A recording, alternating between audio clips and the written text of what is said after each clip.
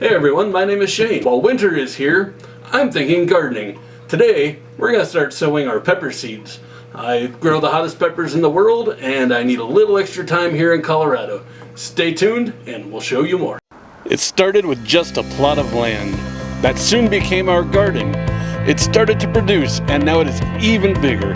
We've added things to improve it, and now it produces even more. Welcome to the Urban Alpine Garden.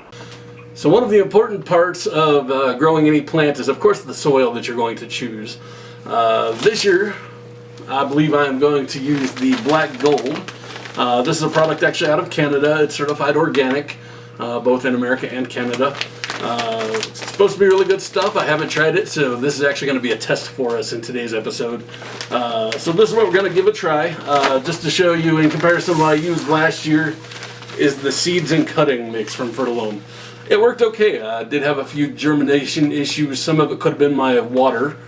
Some of it could have been the soil. So this is going to be a good test this year. I might do a little bit of this since I still have some left over, and then do Black Gold as a comparison.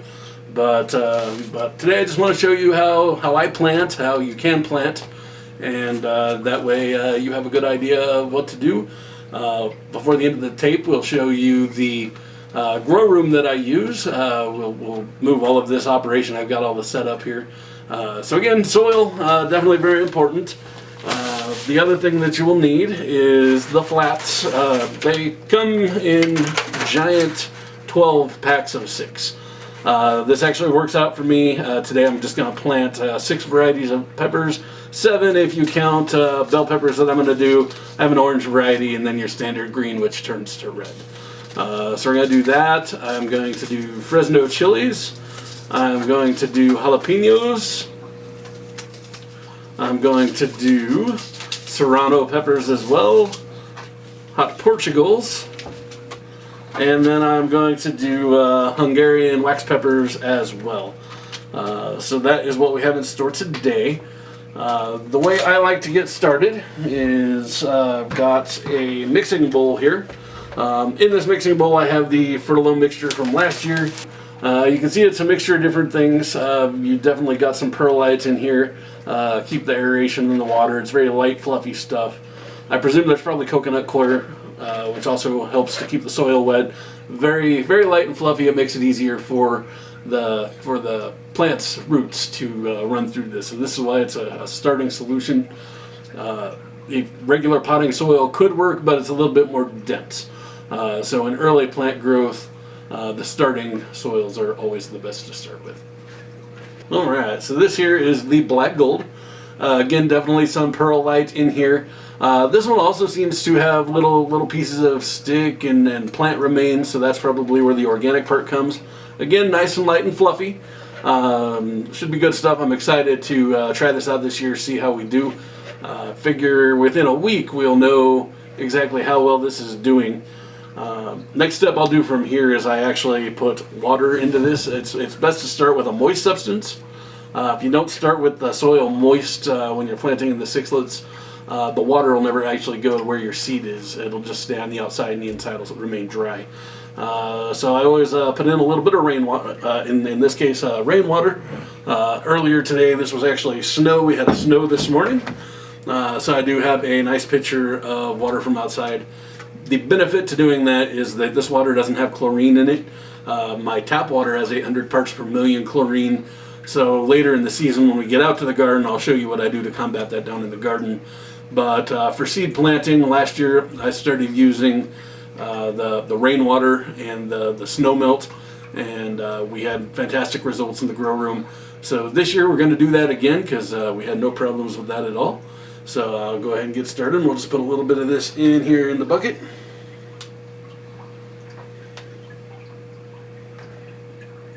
That should be more than enough to get us started. And get this mixed up, get the water mixed throughout here. So now I've got the soil to proper moistness. It does take a few minutes. I'll probably, I've cut out of that a little bit. It's going to take a few minutes to actually get it to the right consistency. You don't want it mud.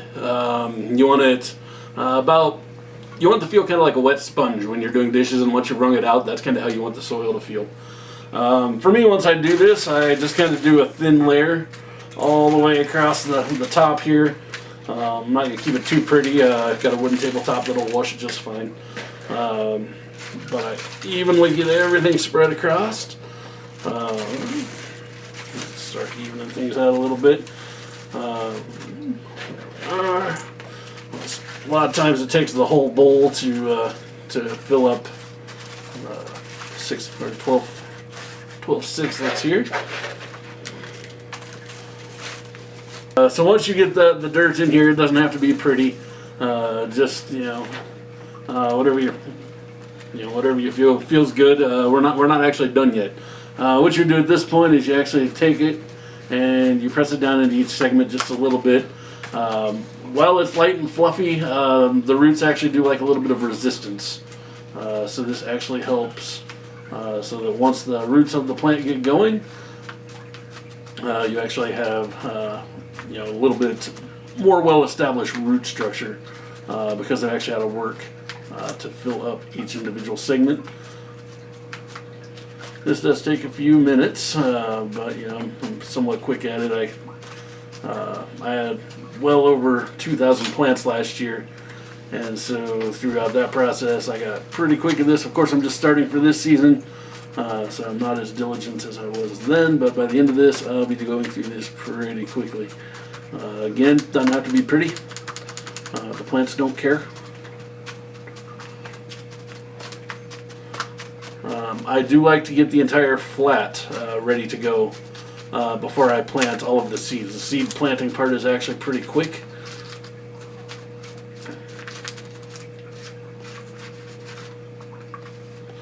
Like I said, sticks in this. Big sticks aren't real helpful.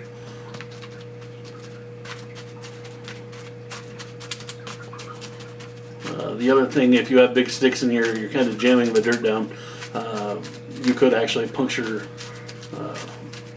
one of the cells, which isn't the end of the world. It just once you put it in the reservoir to hold the water, it makes it really dirty in there. So just a little bit easier. I'm not pressing hard this year. It's just kind of medium tamping down. If I were actually patting down, I would actually be putting more pressure than I am just using a couple fingers to get this tamped down just a little bit. And then once you do that, I actually just go through again and put another light layer right over the top. This will make sense here in just a few moments. Once we get this all set up, then we'll go in and we'll actually set up the spot to where each individual seed is going to go.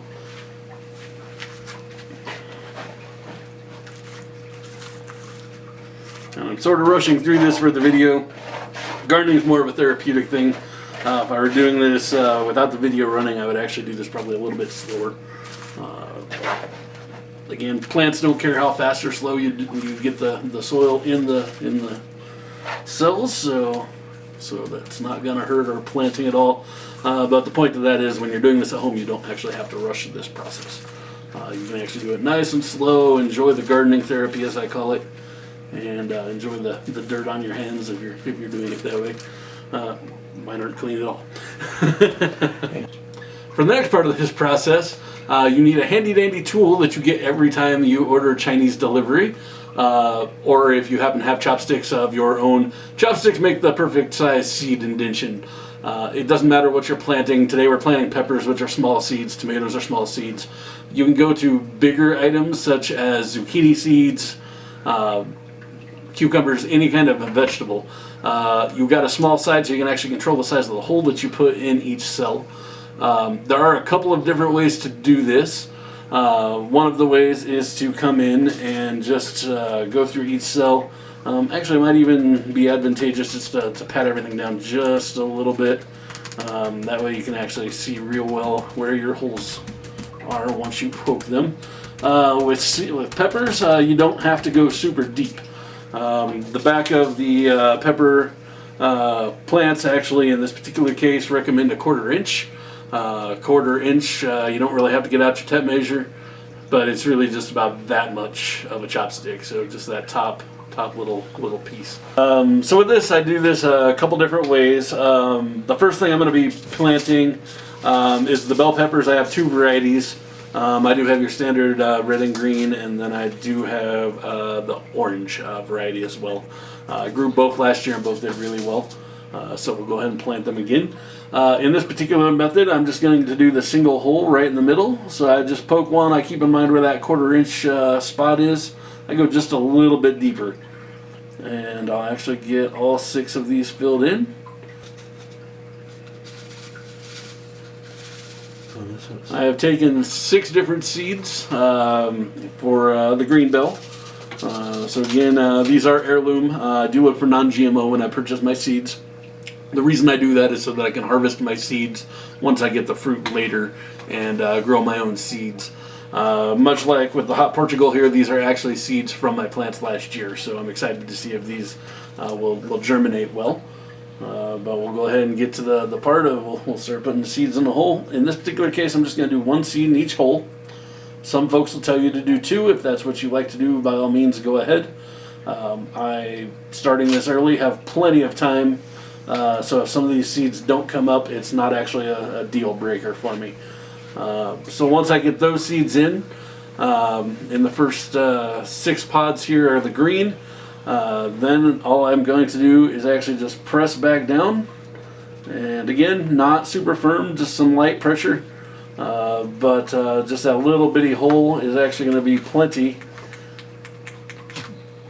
to be able to get those right at about a 1/4 inch. Again, the seed doesn't care, the seed doesn't measure.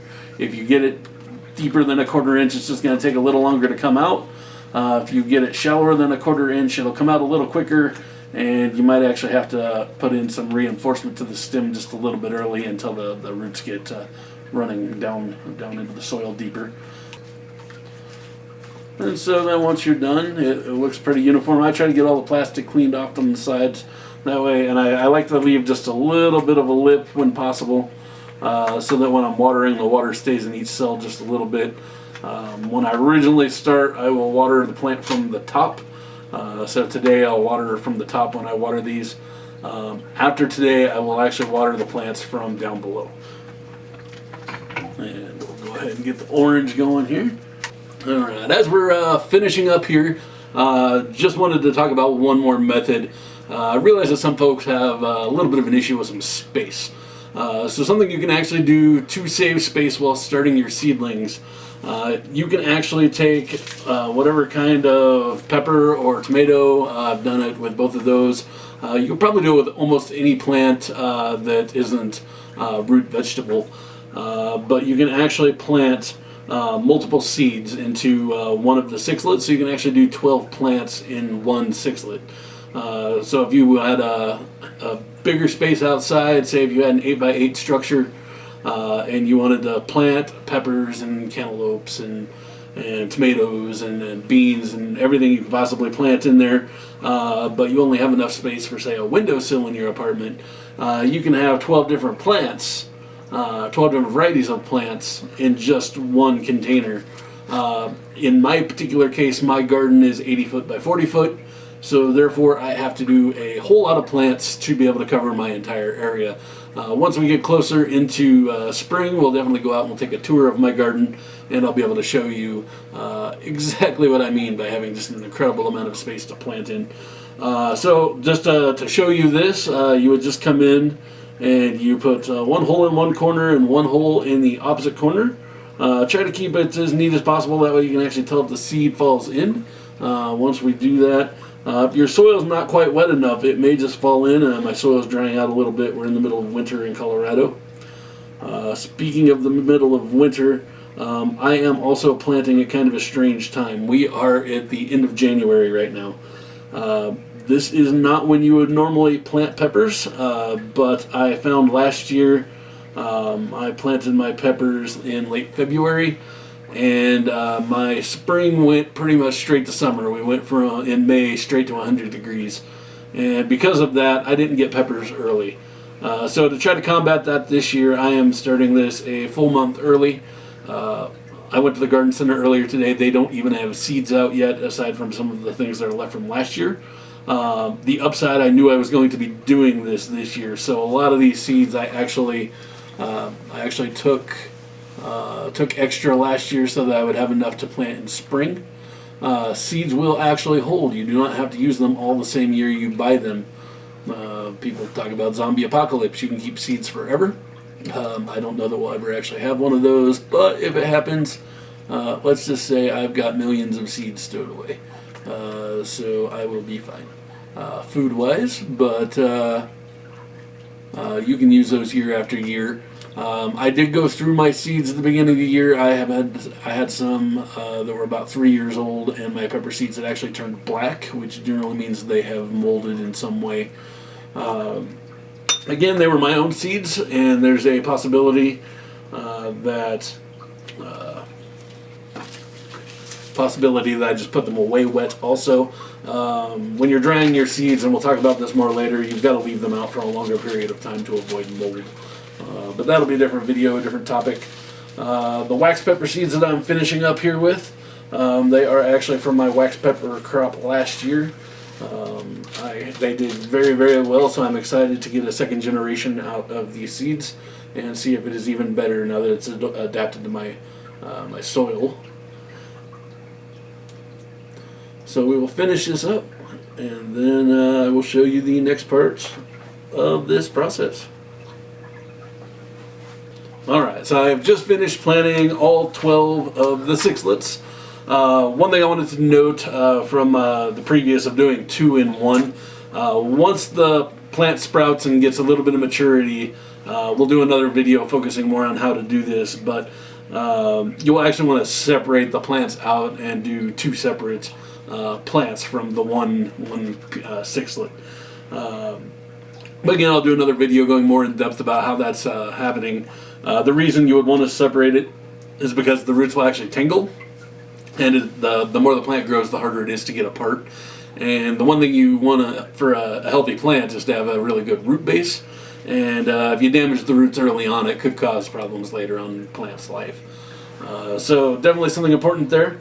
What we're going to do now is we are actually going to get the tray to put this in, which is the reservoir that will hold the water.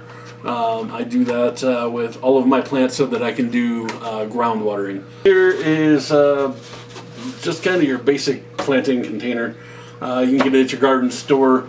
A lot of the bigger places, Home Depot, things like that, they'll actually have these. You actually just take this at this point. A lot of times I even start with it inside, but I'm doing it backwards today. So you actually just drop this in here.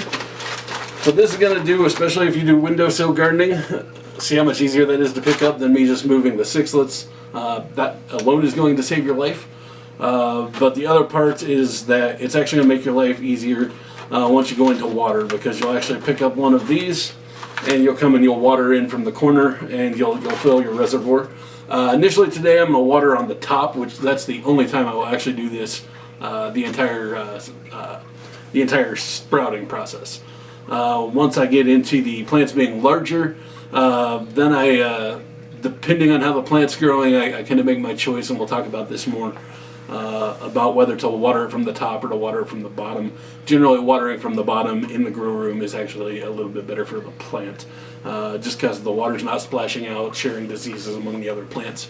If something has a fungus or something on the leaves or the buds or anything that you might be getting. But again, we'll talk about that more later. I go off on tangents periodically. We will go ahead and take a walk right now into the grow room, and we'll show you what we're going to do next as far as the planting process. Alright, so now we are back in the grow room, which is your first time in the grow room most likely. Unless of course you actually know me, in which case you have seen this before.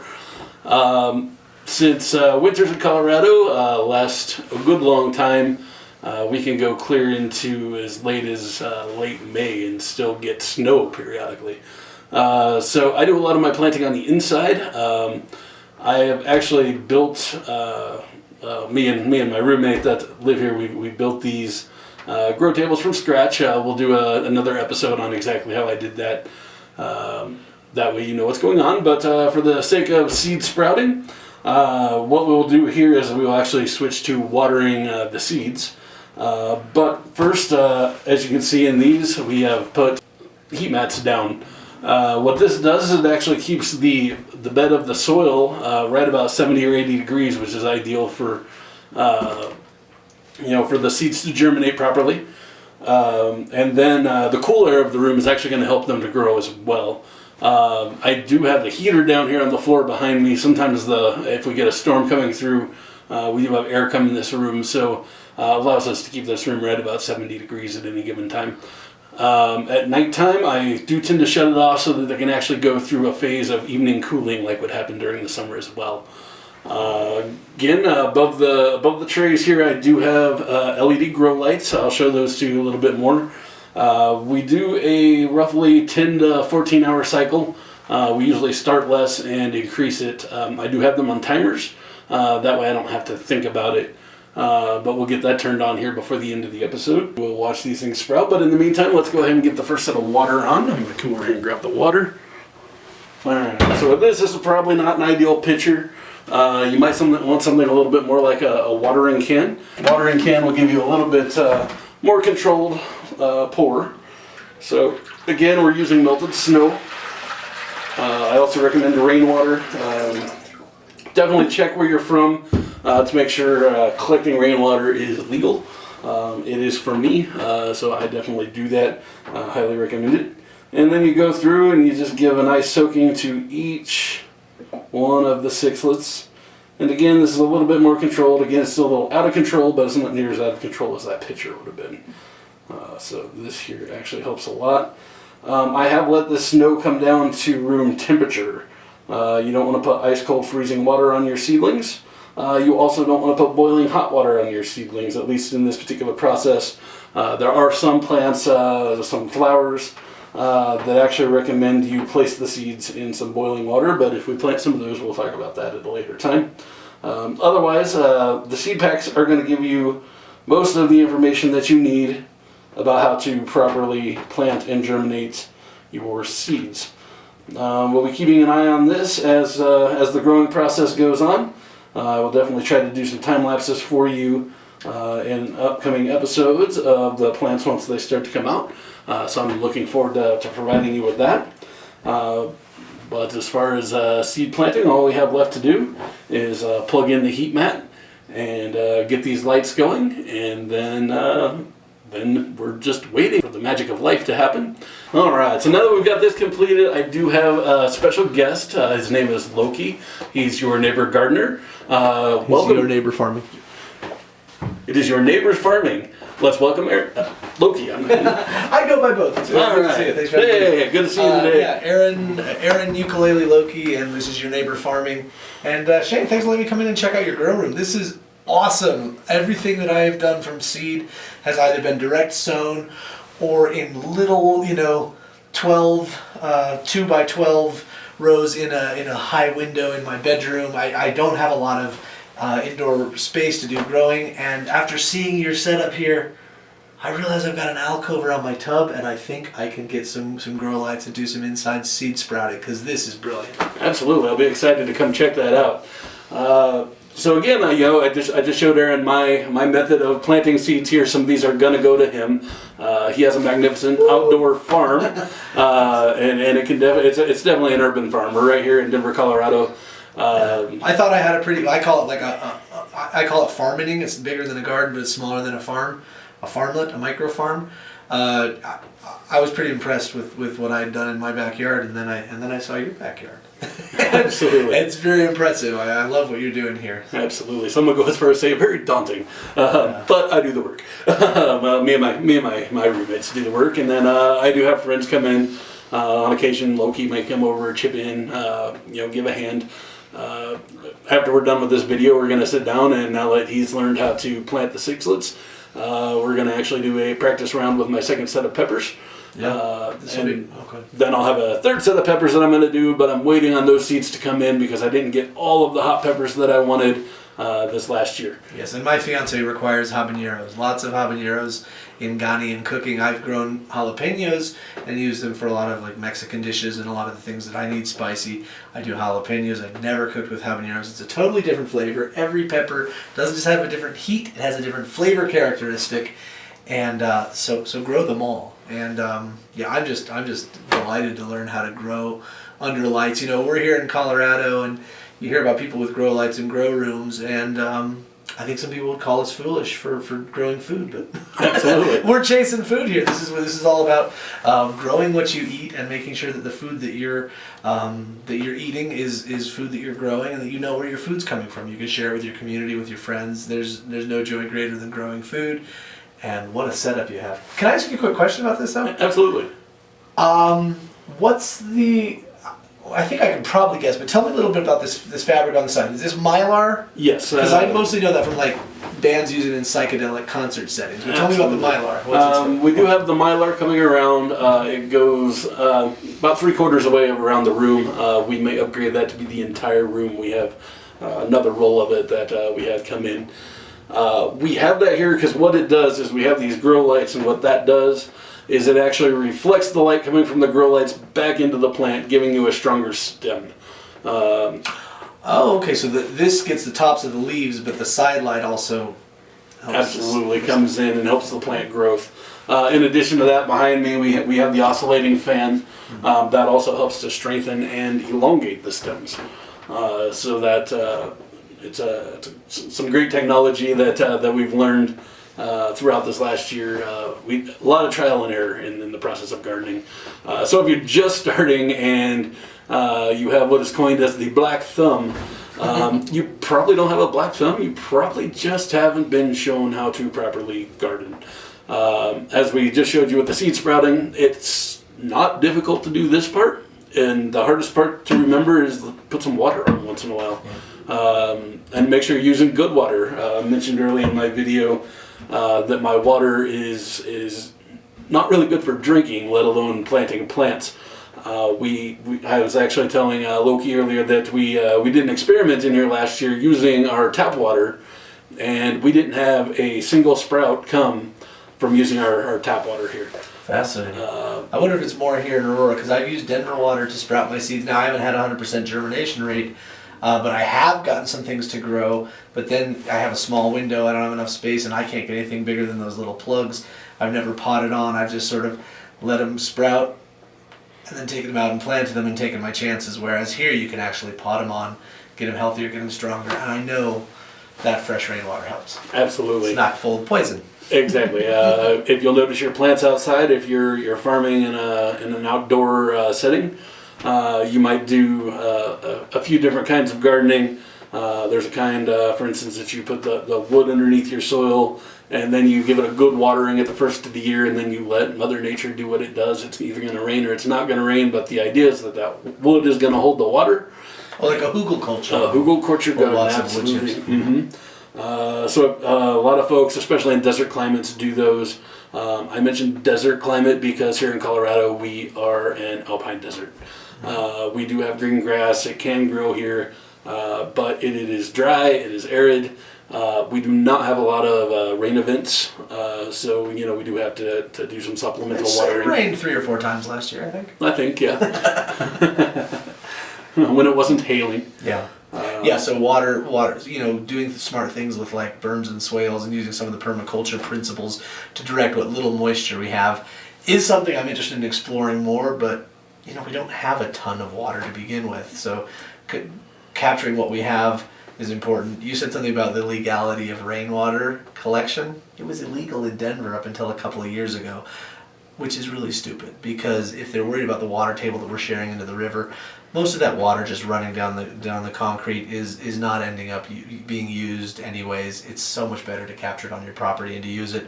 I think we get 1 barrel now is what we're allowed, right? Just the one. 1 barrel under the spigot, which is the loophole. If you're looking for a loophole, you can actually collect as much rainwater as you want, as long as you're willing to diversify it. So you move the bucket and put another one under the spigot. Absolutely, we truck 5-gallon buckets to 55-gallon drums. Am I going to check with my lawyers on that, or have you looked into this already? I'm just going by how it's written. I haven't actually asked for a lawyer. If you want to, by all means. 1 barrel under the spigot. I'm going to go with that, or under the downspout. Downspout. Can I ask you another question about your grow room here? You absolutely may. I have a lot of questions, but I'm going to ask them. So right now, this little thing here, these have holes in the bottom, so the water will run into this tray. Absolutely. You're going to bottom water from this. This will never leak water out. It won't absorb water in because it's on the grow mats. Absolutely. When these get bigger, do these electric grow mats go away and then this whole table becomes a pot like that? Do you ever flood this whole table and fill it, I guess is what I'm asking. We experimented with that last year, Okay. and yes, absolutely. Okay, because I noticed there's a pond liner in here, so I There made it me is. wonder. What we learned in that process is if you have a way to put water in, you should probably have a way to get water out. Mistakes that you learn from. In our particular case, we were growing cucumbers, which drink water like crazy anyway, so for that, it didn't really matter. As far as if I do it again this year, we will definitely be installing a drain. If I do that, I'll do a video on how we do it. It's going to be pretty simple. You put a hole in the liner and you drill a hole through. You'll want to make sure you have a bucket underneath and a plug system. I would probably even go as far as to run PVC through with a spout that I can turn on and off. That way, if I remove the bucket, I don't have a mess on the floor, as I do have carpet squares down in the room here. So if you took these little sixlets out of this reservoir, the same thing would happen in this larger reservoir. If you just pour water in it, would just soak up through the roots. Absolutely. Cool, thanks. Very much so. So going back to your garden, one thing that I admire about you is you actually have lots of friends come and chip in. If you can explain a little bit about Oh yeah, about you know, that process. part of the thing is you want to build community, you want to feed people, and you want to bring people together. I think that having FaceTime with folks not in the online world is one of my favorite things, and I have hit a stage in my life where I used to go out 11 nights a week, and I spent all this time making my home and garden nice, and I want people to come to me. So I like to make a space for entertaining, and part of that process is people who don't have the benefit of having a garden actually like to get their hands dirty, and so sometimes folks will come over and be happy to volunteer to help, with the wheelbarrow, poke some holes, drop some seeds in, do a bit of weeding. That's the least favorite, but some friends are really good about that. Our good friend Laura loves to come and help weed it. Maybe she doesn't love it, but she does it. Absolutely. And because of that, those friends then get to come back and share in the harvest too. So if you have friends in the community and they don't have a garden, reach out and ask your friends. You may have some people that you know that are dying to get their hands dirty and be rewarded with the harvest when it comes. Absolutely. Just because I see it over here, I'm going to show you one thing you can actually get. We talked about small spaces and seedlings, so bear with me just one moment. I want to make this on a small scale in my bathroom, in my bathtub. Somehow I'm going to figure out how to do this. Oh, okay. All right. I saw this at Nick's. It was actually on sale, but it was still too rich for my blood at the moment. So I do not actually know what this costs, but you can actually get a travel version of this. I'll try to get a link to put down in the comments here. Oh, this has the heat mat and everything. This does have the heat mat with it. It has the tray. The only thing this one did actually come with the sixlets. You do have an LED or a grow light with this as well. So this is something really good for a windowsill. If you don't have a windowsill, you can actually take this and you can put this anywhere because it does have a grow light. I just recommend this one actually has a timer with it, so you can look at that. I'll try to find one that way, and on the link that I put for the Amazon down below. But yeah, you can order this in super easy way. You can grow plants right in your living room, right in your kitchen, bathroom if you want to, anywhere really. Well, so I don't have a sponsorship for this product, and I haven't used it, so I can't endorse it. But maybe once I know how to use it, we get that sponsorship, I'll endorse it. Absolutely, yes. But I do have a tray, one of these trays with the bubble top on it. I'm actually doing some microgreens right now, which I meant to do all last year, got too busy with everything else. So I have some microgreens growing in my window. But that light system looks really cool, and they're so small. I even saw a little system for a stand. So what I'm thinking about doing is, again, surrounding that alcove where my bathtub is, putting shelves in there, and at the bottom of each shelf put one of those lights to illuminate the shelf below it, and then I can have some grow space. Plus it'll just look really cool, like a little grotto around the bathtub. And if I were to actually use this, you can put the bubble wrap on top. Yeah. I personally, in it. it does. I personally hate this thing, mostly because I've had more plants actually rot in it than thrive. I got a little bit of mold when I put the lid on my microgreens, but it's so dry here. I wonder why that is. No. So with the bubble, I took it off as we had a break there with the camera taking a moment. But again, I don't choose to use the bubble. If that's your thing, please use it. It really depends on your climate. This particular room is actually quite humid, so I don't need the extra moisture within my sixlets. Especially if I close the door in this room, this becomes a sauna. And you keep watering them. How often would you water this? Anytime it gets dry, I guess. But when Absolutely. how often does that happen? When you're doing seedlings, it's a little deceiving because you'll come in here and you'll see the top of it be dry. Just because the top of it's dry doesn't mean that the bottom is dry. Super easy way to know whether it's wet or dry, pick it up. If it's heavy, it's wet. If it's not heavy, it's time to water. For me, I know with this particular room, It's and mostly being, water weight. Sorry. it is very much water weight. We probably put about 4 pounds of water into this. So it was about a half gallon that went on. For those who don't know the math, full gallon, 8 pounds, half gallon, 4 pounds. But once you get, if your thing weighs 8 pounds, you probably put too much water on it. There is such a thing as that. As we go on, I'll probably do another video supplementing this one, talking about the proper amount of water. When you're in the initial sowing stage of the seeds, before they sprout, you don't want it just soaking in water. The seed will actually mold and not produce anything for you. Some people will argue with me on that, as they do a method where they put the seeds into paper towels, fold the paper towel over, put it in a Ziploc bag, and forget it, and come and plant the roots once those pop out. I tried that last year. I had about a 2% success rate. The microgreens that I popped in the other day, some of them molded on the corner, so I took the lid off and hoped the mold would die off. Some of it might have just been, before seeds sprout, they get a little bit of a fuzz, which is part of their process, Absolutely. right? But it's not actually mold. I haven't done a lot of indoor growing, so I don't really know how to identify that.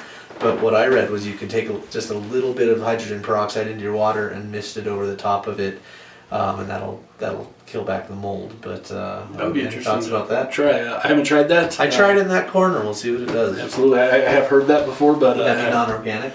uh, Hydrogen peroxide is just an extra hydrogen atom in oxygen. Organic farmers, is that organic? leave a message in the comments. But you haven't one had other that thing- problem, so you know what you're doing. You're not going to encounter that problem. Just don't have mold. Absolutely. If I have mold, I'm probably just going to throw it out and start over. Good call. That's not for everybody. Some of you are gardening on a budget. I am gardening on a budget. However, last year, another thing you can do with your garden that I did last year, and I'll get into this. Aaron's actually been over and did a video last year on my pickling process. We made pickles. Well, you taught us how to make pickling. Absolutely. Really good. If you're in the Denver area or Aurora, you can buy Shano's pickles. I'm sure you have information on your True. site. We'll get a Facebook page set up for this, and we'll figure out how to best do that as the season goes on. But yeah, you can definitely pickle these things so that they last all year. A lot of the stuff, say carrots, your root vegetables, you can actually freeze. So we had carrots and we had turnips and potatoes. We didn't freeze the potatoes. If you keep those cold, they will actually last a good long time. So we're still lasting on last year's potatoes. But once you put it all in a stew, it doesn't really matter. We've even froze celery. If you do green beans, you can definitely freeze your green beans. Yep. But your garden can last. The fruits of your garden can last all year long. Oh yeah, we've been freezing, putting frozen kale and spinach in our smoothies all winter. But boy, I was ready for something fresh, which is why we started the microgreens this January. I have some questions about lights. I notice above your lights you've got these little Absolutely. bug things. What are the bugs you're catching? You might be able to see this on the video. I don't know. But the downside of planting inside is that this soil actually has the larvae of miniature gnats. Bringing them into your house. And so you can actually get these good and cheap. I'll put a link to them. That's not fly paper. Is it gnat paper specific or just any kind of bug will go to? You could probably catch a mouse. It's sticky enough. I have cat mice with that stuff. I don't recommend probably trying to catch a mouse, but they are the flies really like this color. They never get much bigger than this, but they will live everywhere in your house if you are doing it on the scale that I'm doing. So above every light, we have the papers attached. So as this goes on, that is how I control them. I did look at some studies last year where they actually boiled water and then placed it on the soil. I don't recommend that. To me, that kills the mycorrhiza in the soil and the other beneficial bacterias. Right. So I gave it a try. I didn't notice a significant difference in the amount of the fruit gnats that I had. Well, one of the things I've been wanting to do on my property is to encourage wildlife, but I don't think I want that in my house. Right. Beneficial bugs, even. I don't know that I want them in the house. And Gnats actually, aren't really beneficial, are they? not. I mean, to the plants maybe a little bit, but overall not so much. So again, that's I did switch my soil this time, so I'm hoping that this organic soil is going to give me a little bit different result. The fertilome stuff was just chock full of these the eggs for the larvae of the gnats. So I'm excited to see what happens with this. I'm hoping the process that they used to keep it organic, the breakdown process, was actually enough to remove the larvae from the soil. So again, it's another part of the test. Gardening, very much about testing. Well, that's the fun. What works for you? Everyone does it, in a different way. We all get to be mad scientists.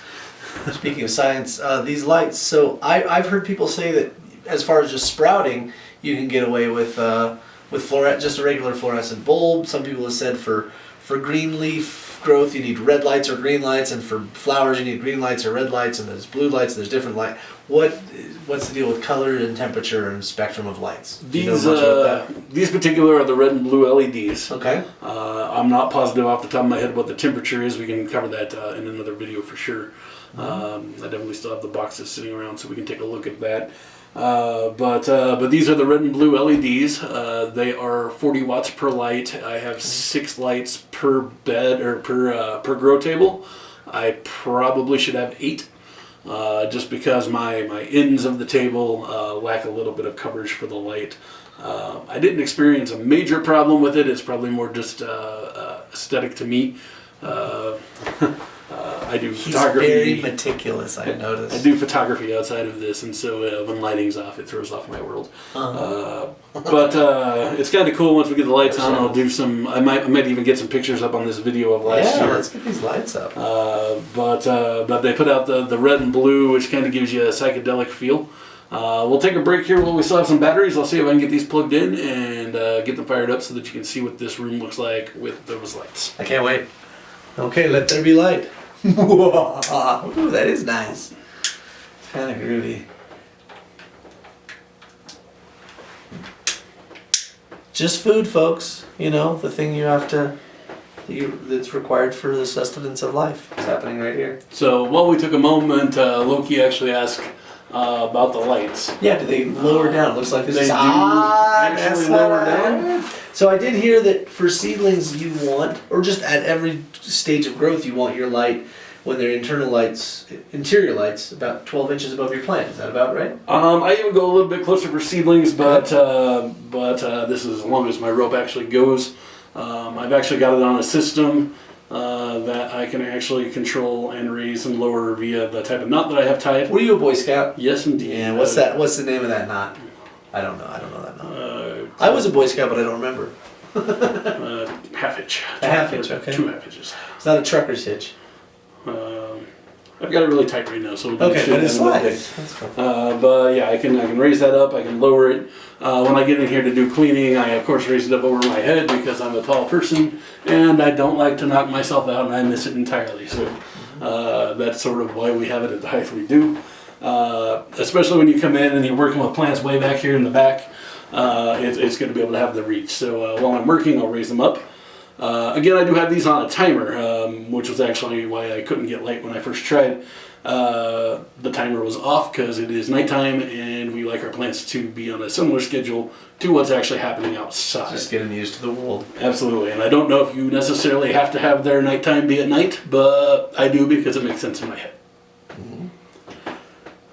You don't have to do any time conversion. No. So generally we have the idea that the sun comes up somewhere around between 5:30 and 6 in the morning during the summertime, and then we have the idea that the sun goes down about 9 or 9:30. Oh, I miss those days. It's been getting dark around 5 lately. And I'm so ready to be done with winter. Sorry. It may vary. Based on your time zone. Again, people will watch this from possibly all over the world, and the way we grow in Colorado may not be the way that you grow where you come from. I've been watching a lot of gardening videos from around the world, and it's always inspiring, but you have to adapt for your region. even when it's been getting with as warm as it's been getting with climate change in Colorado being warmer, we have a shorter spring, we have a longer summer. We still have these weird freak hailstorms that always hit without fail right around Mother's Day or one last freeze, which is why I never put my tomatoes. They say May 21st, I never put my tomatoes in the ground outside until June 1st. That's just what I do. But there's other ways to cover them and care for them. But it's a real thing to think about in Colorado. Absolutely. In fact, I had that problem last year. I had just got my peppers in the ground. And we had a hailstorm that took them completely down to stem. Half of them came back from just a stem. The other half I had to replant. They were fighters, though. They were fighters. The nice part of having a grow room of this caliber and not knowing exactly what I need, at least last year, I had way more plants than I needed. So I was able to replace everything that I lost. I did have to remove basically 2 plants from each section. But this year I have everything mapped out. Last year was experimental. This year is probably going to also be experimental. I've decided the garden is just always an experiment. So I've got a better map system. So while we were planting seeds prior to this, and I'll put up the graphic here, I actually planned out exactly how many plants I was going to put and how many rows and the spacing that I need on a diagram that I made. So I'll put that up here in post-production. Yeah, I was going to mention, Shane is very meticulous, and I got to see it when I saw this planting. It's awesome. You've got charts for what you're growing. You have the rows. You have how many of which. I think you keep track of your harvest. You weigh what you grow. It's a very scientific approach. You even have tripods for your cameras. Mine is a lot of me holding my camera going, oh, I'm doing this right now. It's a thing. But you know what, I still do a lot of planning, but my planning is usually going out late at night as the weather gets good and pacing until weird hours till my neighbors think I'm strange, and it's all planning, and then I make little notes on scraps of things. You gotta see this guy's graphics. It's very scientific. Absolutely. I'll get those all up for you. Meticulous. Indeed. So going back to our gardens, another thing we both do actually, and we call it an urban farm, and the reason we do that is because we actually have livestock in our gardens. I did. I've got 3 chickens. You got how many? 6? I have 6 chickens, absolutely. 2 beehives. I mean, what's the law again? I think I have 1 beehive. I think I have 1 beehive. I think you can have up to 4. Oh, then we had 2 beehives last year. Yeah, bees, chickens. You also we both have squirrels. Lots of squirrels in our Absolutely. in our farms. Didn't one eat a ghost pepper one year? Yes. Was it a ghost pepper? What did it eat? It was a ghost chili or one of my hotter peppers. Trying to figure out how to get rid of squirrels. This is not necessarily humane, and it wasn't planned. It just sort of happened, right? Let's just say they don't touch my peppers anymore. Wow. It did not fare well. Did it? It became a yard ornament. Did the squirrel actually die from the pepper? I believe so. I obviously didn't do an autopsy. I'm not Cause of qualified, death, but he wasn't far from the pepper that had definitely been nibbled on. And I have dusted crops with cayenne powder that I get at the bulk store, a big bulk thing of cayenne. I mix it in with my chicken's food so the squirrels won't eat that. I've dusted crops with it. It tends to keep them off, but I had never grown these experimental hot peppers that this guy grows. So. And that's another thing you can do in your yard. If you have a pet, specifically a dog that likes to get in and chew your plants, I did have a husky, love to help in the garden, not necessarily in the right direction. Something you can do to deter them from wanting to chew on the plants is cut up some of the fresh peppers, the hotter the better, and make a water solution with the chopped up peppers. Just your standard garden sprayer is fine, and actually just mist all of your plants. It's not going to hurt your plants, but it will keep pests away. So yeah, definitely something to keep in mind. Going back to the chickens thing, I do have 6 chickens. You have 3. If you're doing chickens in Colorado, check with your local municipalities to see how many you are legally able to have.